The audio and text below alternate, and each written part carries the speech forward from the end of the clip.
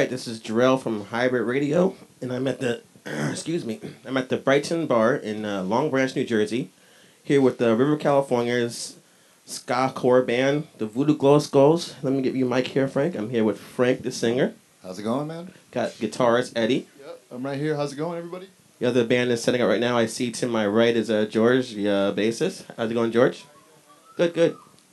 Want to come over and say anything? That's cool. If there's any questions that you might be able to answer that they can't. So this month you guys are on a tour of the Midwest and the East Coast. So how's it going so far? It's been going pretty good. We don't get to make it out as often as we used to, so any opportunity to get out there and still keep the music alive and make the fans happy, and it's always great. We just played the Amnesia Rock Fest out in Montreal, so that was, or in Canada, or Quebec, sorry. Yeah. And this tour is pretty much booked around that big show. So like a whole week on the East Coast now, right after that festival, and then a couple shows on the way up there too. Okay. Extensive East Coast tour. Yeah, yeah.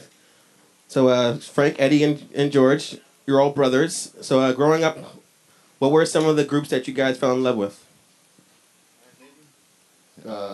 Specials, Madness.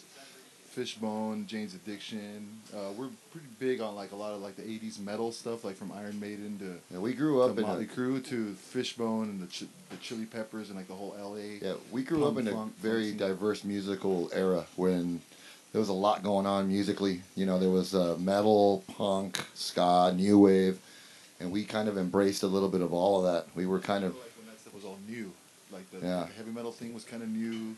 The ska, the whole two-tone era was new. So we got to experience like the first waves, I guess, of that stuff. Right, but that's good. So I always wondered, like, siblings normally don't always like the same music, whatever. So Right. was that easy for you guys? You guys, one person liked something, the other guys liked it too? Or Yeah, is there anything we- you guys like well- that someone else doesn't like? well, me being the older brother, I usually introduced music to these guys. I had a record collection, and these guys would come in and borrow my records, and then they got a little older and started buying their own records, and we both eventually we had our own record store actually in our neighborhood, and we just always shared the same music and likeness. I mean, there's always like those obvious differences where everybody has their own individuality and their own certain tastes, and one guy might not like exactly what one other guy likes, but we're kind of always agreed. I mean, Frank brought those first records to the home, to our house when he was like 16 and we were 12 and 13 or something, and we heard those first records on, like the first vinyl records, of all the bands that we just mentioned, and kind of latched onto that. And then of course you get your own tastes, things you might like alone, but for the most part, like you were saying, we kind of agree on a lot of the stuff. Okay. Well then, so being brothers again, do you find that it was easy to keep the band together for all these years, since you're all like pretty much related to, the three of you are all like the core base of the band? I think it helps. I think that's the glue. I mean, I think most bands would be gone by now, and we, it's pretty hard. I mean, we got to the point to where this almost turned into a business. We had to be like a real band and tour to pay bills and to keep it alive and afloat. And then now we're way past that point. Now there's kind of no escape. We still love. I mean, we still love it enough to go out there and play and tour and be in the grind mode. Where we play from the littlest punk rock bar to the biggest festival. We kind of do it all. Thankfully. That's cool. So when you guys first started out in the late '80s, you were initially a 4-piece band with the original drummer Jerry. So what made you guys decide to add horns to the section to become a ska-core band? Yeah, we heard Fishbone and like bands like that, and they were kind of doing a hybrid of punk, rock, and ska. And right. At that time, we were kind of figuring out still what direction we were going to go in musically. Our first original stuff was kind of more like funky punk type of stuff. Okay, like like you were saying before, like real Red Hot Chili Peppers, kind of like that. Kinda, yeah. Okay. Jane's Addiction and stuff like that. Kind of all over the place. We weren't really good funk players, but we loved the Chili Peppers and Fishbone, and that was our funk influence. I mean, we knew like older, more trad stuff, but really, we came from the '80s, so that our whole thing was the bands all around, of course, and those are the big influences in Los Angeles were like Fishbone, and the Chili Peppers and like Jane's Addiction were like the three bands, and they were all doing funk, punk rock. Some of them had horns, So we kind of thought that's what we wanted to do, really. And then the ska thing, of course, influenced us. Like the Specials and the Selector, and it was And then Southern California bands like at that time Descendants, DK, Black Flag, all those bands, they were all in the mix too. So that just a mixture of all those bands, that just kind of inspired us to do what we're doing now.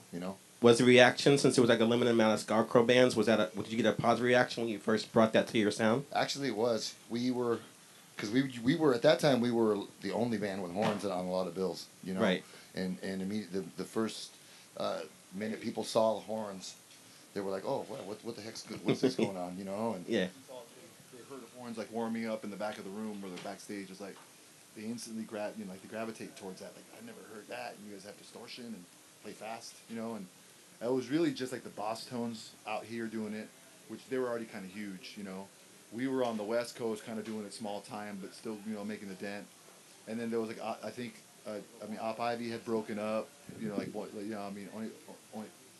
Oingo Boingo was kind of a big deal then, especially on the West Coast, but they were more like a new wavy kind of band, but that was a big deal too. So, but that was it. There wasn't like, oh, I'm just going to get the local Ska-core band to play, which now you can find them anywhere, but it just didn't exist. yeah, we pretty much played with anybody and everybody. Our first couple experiences outside of our hometown were in Hollywood, where we would just do these like showcases with anybody, like on a Tuesday night or whatever, you know what I mean? And we just went out there and worked, and yeah, the years later, here we are still, Excellent. Your last album, Break the Spell, was released on, I make sure I get my information right, on a label called Smelvis Records, which is owned by the lead singer of Left Alone? Yeah. Okay, so... Subsidiary of like Hellcat Records. He pretty much is in charge of Hellcat Records now. So now it's like Smelvis / Hellcat. I don't even know if he's going to keep the Smelvis name anymore, but it's kind of the same thing now. But yeah, that's like a little part of Hellcat Records. And that album was released digitally? Am I correct? It was released on vinyl and CD as well. It was? Okay, so then what I'm wondering is, what are some of the benefits to releasing your music independently as opposed to when you were releasing albums on Victory or Epitaph or even Dr. Strange Records? Well, we haven't really ventured into the independent, doing it completely on our own yet. We do a lot of stuff on our own right now as far as touring and managing. We're self-managed, and we, merch and all that stuff. But as far as like, you still need to have somebody out there kind of doing the legwork to promote your record, just to make sure it gets out to at least all your fans. So Right. Smelvis Records, it's for us, is kind of like the next best thing to doing it yourself. We don't have to pay for the project. We record it and turn it into somebody else. They pay for it and put it out, and then The way, I mean, it's simple to find out what's going on from them. You don't have to go through like different different channels. Hey, George, I said? all this out when he was first starting, like his band and everything. So we've known Elvis a very long time. So there's a lot of trust there also, and it's more closer to home. When we were like on Epitaph, let's say, the big difference that I can tell is there was just more money being pushed behind us, more advertising, stuff like that. That's the upside of a major and bigger label that obviously has the money to do that, But there's a lot to be said about the independent ones that work hard. Yeah, it seems like things have reverted back to the way they were in the early 90s, kind of the whole DIY mentality, but you have modern technology behind you now. You can put stuff out on YouTube and do your own videos and stuff like that. So it's kind of a cool time right now if you take advantage of it and you're smart and do it right, Well, is there, like, distributing of this particular album, has it been more difficult than the previous stuff? It's definitely a lot harder now in my eyes to sell stuff. Retail music is pretty much dead. You can't really go to a record store anymore and buy. You can, but they exist in a small way, which makes it, to my opinion, cool again. But yeah, there's reason why there's no more record labels anymore, because you can do it yourself now, and you can reach the fans directly.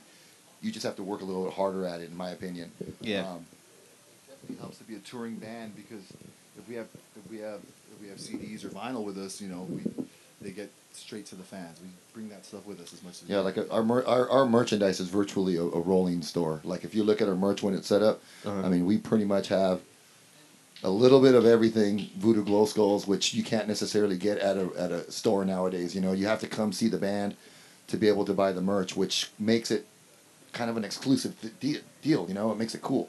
So it's basically full circle. You're back to where things were when it started out, where you Yeah, had to sell your yeah. stuff on your own, Yeah. put out your merchandise, tour.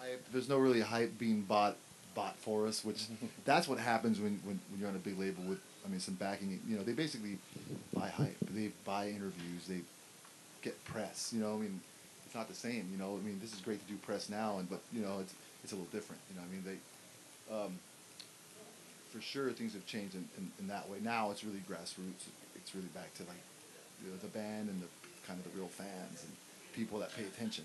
You know? Yeah. Awesome. The last two albums I noticed didn't have any cover songs on there. Was there any reason for that? No, we just what was that? Well, Think of a good Yeah. one, so we just left it out. Yeah. We just I don't know. We don't really like to, even though it we have had like I guess a format in the past. The last couple attempts we've had at an album, we've just kind of gone with whatever we had out on the table at the time, you know, which, again, there was like a big change in music. Things were changing. We didn't really know where we were going to do with our music once we recorded it. So we just kind of went with our gut instinct and put out like the first 15, 20 songs or whatever that we recorded and we felt good about. You know, Right. didn't necessarily follow like a format. Like people always expect us to do songs in Spanish also, and Yeah. we kind of I'm not going to say we veered away from that, but it just hasn't been something that has come up to mind in the last few times we've recorded. You know. so all the albums, what were some of the reactions from the original artists to some of the versions of their songs on your previous records? Have you heard Axl Rose say anything nice about your cover or anything like that? We've never really gotten any feedback. We got no, we've Never heard feedback about Charlie Brown, nope.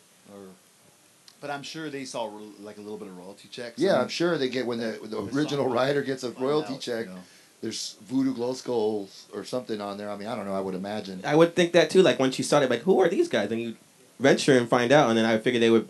I guess that they had an opinion they never told you. Right. I can't really picture us even with the people that we've covered. I don't know if they'd be into it, or if they'd even find out about us. Like I'm saying, maybe Well- through those royalty statements. But if you're Axl Rose, I don't even know if you're seeing your statements. They got big time management and huge accountants, and our little 10 cents on his statement is nothing compared to whatever Sweet Child of Mine, whatever they got.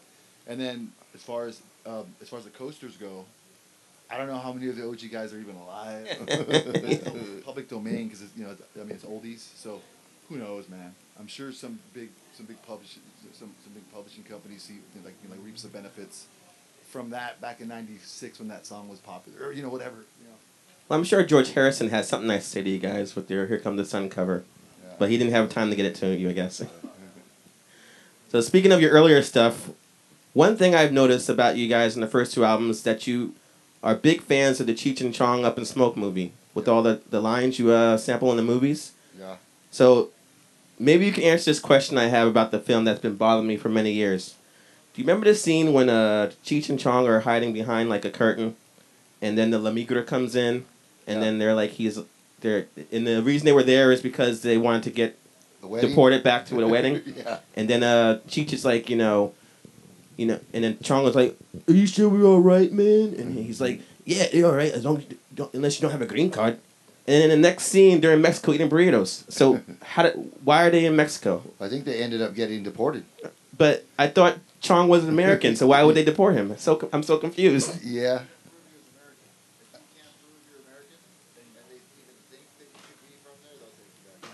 I think what they're, it's obviously a movie and you find those little loopholes in the plot where you're like, Especially a stoner comedy, yeah. that doesn't add up. Yeah, and if it's a stoner comedy especially, I'm sure they bank on that fact. But yeah, I think that I always thought that he gets deported because he's with Mexicans and he can't prove he's American, I guess. Maybe.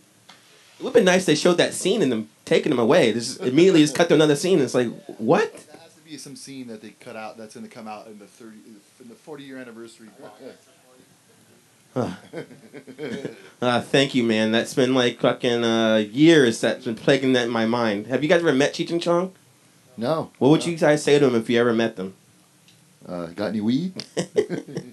How about you, Eddie? What would you say to Cheech or Chong?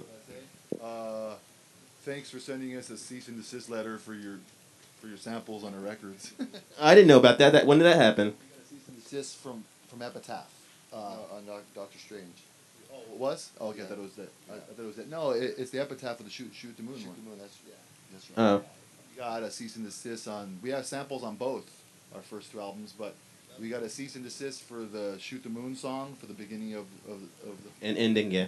And I believe it's because it was higher profile. Maybe it was a big label, and the album did about half gold, I think. So it was substantial back then. So I think somebody just found out. So what'd you have to do at that point? After that, you had to cut that part out? Yeah, They had to edit the record. Yeah. the future pressings had to have that cut out. So if you're one of the ones that has the rare one, it's kind of awesome. Cool. So I only have it on cassette, and I've been thinking about replacing it. Now I can't. Because I don't know where the fuck to play a cassette anymore. Oh well, I should have thought of that back in the 90s. So I heard you guys, like you guys said, you guys... Well, no, I'm not there yet. So you guys once played a concert in Germany completely naked many, many years ago. So, are there any plans of playing nude again anytime soon? No. We wouldn't do that to people now. That was when we were like in our mid-20s and like late 30s. Now everybody's, half the band is over 40. Well, more than half the band's over 40. We actually did that twice. We did it in Italy too, at a big festival. Italy in a giant festival when it was 110 degrees inside of a tent. Yeah, we met Agnostic Front that day. It's kind of funny. They met us naked, pretty much. What did he say? Was it too hardcore for him, or? I think they were like, those guys don't have good bods, like in their East Coast accent. Yeah, because he's all about muscles and stuff for that hardcore stuff. Is there any other crazy antics you have done on stage in the recent years? No, that's got to be probably the... That was when we were first like getting to go to Europe and like everybody was on a good one, drinking too much, and just we were kind of in like for those first experiences, you know. Now we just want to play good and not get sick. Yeah.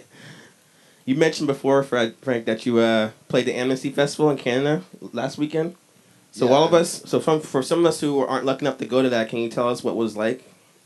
It was overwhelming. There was just like every band you want to see, but can't because like some of them are playing at the same time at different stages, and you're only there for. We were only there for a day. I mean, it was crazy. It's like a little village in French Canada that Right. that just gets overtaken by rock fans, and I mean we took in as much as we could in the 8 to 10 hours that we were there, and it was amazing. I mean, we had a great show. We had a big crowd for the stage we were on, and we got to see a lot of our friends that we hadn't seen in a long time. So for me, that was the highlight of it. Getting to chum up with some of the people we toured with in the past and haven't seen in a long time. Did you meet any bands that you like are really big fans of that you never met before? I didn't get to see any bands that I've never seen before, but we saw the Deftones on stage, which we know those guys. We're not close friends or nothing, but we toured. We did Warped Tour with them. They know who we are. Saw the Bad Religion set from the stage, which is rad. Seeing them play in front of like 50,000 people. Bouncing Souls. CKY was good, I thought. We hung out with Sick of It All. It was an awesome day. Cro-Mags were really good. We actually saw a lot of East Coast bands that were badass. It was cool to see them because you don't cross paths with people a lot because you're on your own agenda. So when you play a big festival, you get to do that once in a while. As a music fan, I'm always looking at the schedule, going like, when could I fit in some showtimes to see some stuff I missed? Yeah. So would you advise people to like put all their money aside and go for broke to go next year? Is this like a best concert you've ever been It's to? probably one of the best festivals. Yeah. Yeah, if you're like a product of I think our era, like if you like all the '90s punk rock shit and like I mean even like the '80s old punk rock, all the stuff from like the Deftones and like System of a Down and kind of metalish stuff to punk rock like NoFX and like Voodoo or whatnot, man, you can't go wrong. Like, and there's even like Snoop. It'd be cool to see Snoop, So it's always kind of cool. So that was rad. You get to see a little bit of everything, and it was like the Warped Tour kind of back when it used to be, you know. Tour hasn't done in 10 years. They did it all in like 4 days in this place. I'm fucking there. The second time I saw that bill, I'm like, next year I definitely got to go. I don't know who's gonna play, but I guarantee it's gonna be phenomenal. It's nice. It's like being like in the French countryside. It's pretty cool, like a cool little village. We had a friend from Japan who didn't even have a ticket. He just went. He bought a ticket from Japan, flew there, and ironically enough, we happened to be driving to get into the festival, and he happened to be standing on the side of the road. So we just said, "Hey, jump in the van, and you be part of our crew." So we actually got him into the festival for all the remainder of it. So it was really cool. That's awesome, man.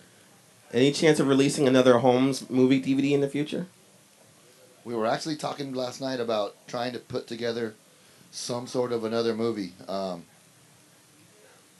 Organization, I think. We just getting the resources. We're good about doing stuff when we put our mind to it. We could get stuff going, but it just takes so long unless you have somebody to manage it. We're always busy doing gigs and trying to write music and keep this going. Yeah. That venture would happen eventually when we get. Yeah, I guess we got to find an inspiring videographer or somebody who wants to go on tour with us and put something together or something like that. I guess is what it takes. Yeah, because YouTube doesn't really capture how amazing you guys are live. People with their cameras who barely pull them out because they're too busy dancing and enjoying a good time. So I couldn't find much videos of you guys touring this year.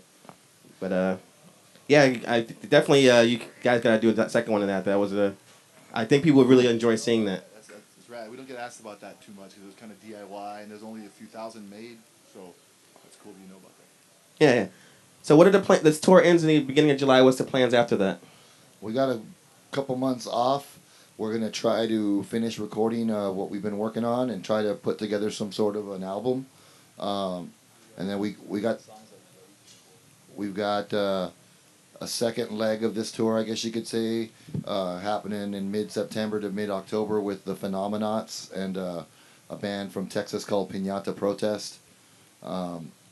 And after that, probably just going to...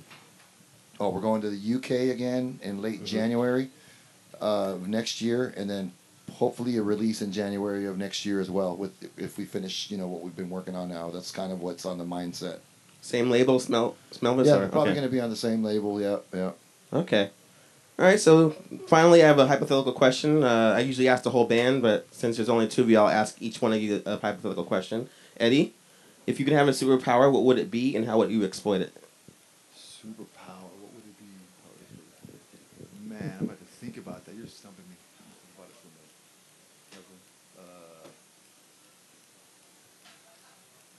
You can steal someone else's if you know a comic book character you like, if you want. Superpower. I don't know, man. There's so many things I would do.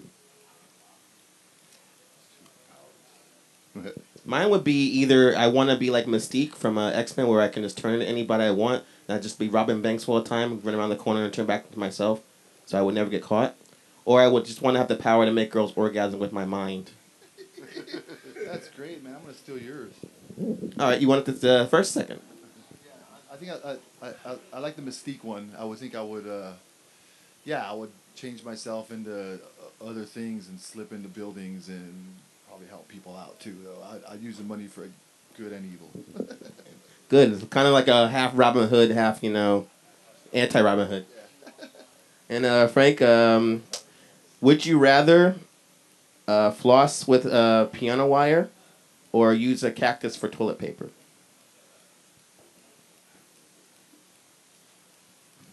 Probably floss with piano wire because I got some little gaps in my teeth. So you took the less painful way. I'm proud of you. Right, exactly. All right, so you guys out there got to catch these guys live when you can. It's an amazing show. Where you guys going to be in Philly, I think, tomorrow, Thursday, the 25th of June. Then they wrap up the tour, and then, like you said, they'll be home and working on a new album. Definitely check them out. Amazing. Thank you very much, Voodoo Glow Skulls. Thank you, Frank. Thanks for having us. Thank you, Eddie. And this is Jarrell saying peace out.